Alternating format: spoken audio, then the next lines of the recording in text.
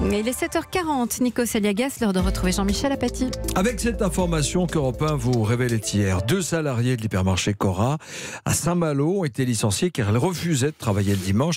Et ce matin, Jean-Michel, vous nous dites attention, ces licenciements sont dangereux. Ah mais dangereux, injuste, insupportable pour la société, et les mots ne sont pas trop forts. D'abord, l'injustice au sens strict du terme. Allez, faites-le là, sur le site du ministère du Travail et regardez la fiche travail du dimanche, vous verrez ceci écrit noir sur blanc. Seuls les salariés volontaires ayant donné leur accord par écrit à leur employeur peuvent travailler le dimanche. Et le refus de travailler le dimanche ne constitue pas un motif de licenciement. Alors les patrons du Cora Saint-Malo, Tintin, ils ont licencié les salariés en leur disant explicitement sur la lettre de licenciement, vous avez refusé de travailler le dimanche, c'est une insubordination, faute grave, licencié sans indemnité. C'est un prétexte.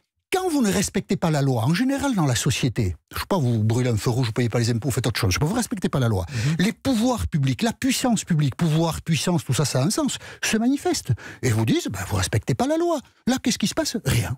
Rien. C'est-à-dire que la relation du fort au faible, du patron au salarié, joue exclusivement à l'avantage du fort. Le salarié, on le licencie. En plus là, à l'illégalité, il y a l'injustice, parce que ces salariés avaient 18 ans et 8 ans d'ancienneté, licenciés pour faute grave, il n'y a pas d'indemnité de licenciement, il n'y a rien. Hop, à la maison. Alors, sans doute, je l'espère pour ces salariés, parce que sinon, ce serait catastrophique, avec Pôle emploi qui soutient et des indemnités de chômage. Mais pour faire valoir leurs droits, il faudra attendre les prud'hommes 6 mois, 1 an, etc. Bon, ça, c'est une situation injuste, mais alors au sens le plus profond du terme.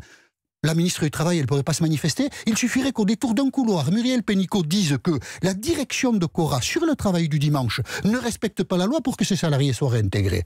Mais la ministre du Travail, elle se planque. Il faut dire les choses comme elles sont. Quand quelque chose d'aussi important est bafoué, la politique doit parler. Pourquoi il y a un enjeu important? Parce qu'en 2015, quand après des années de débats, en France, finalement, on a réglé la question du travail du dimanche. Gouvernement Valls, présidence Hollande.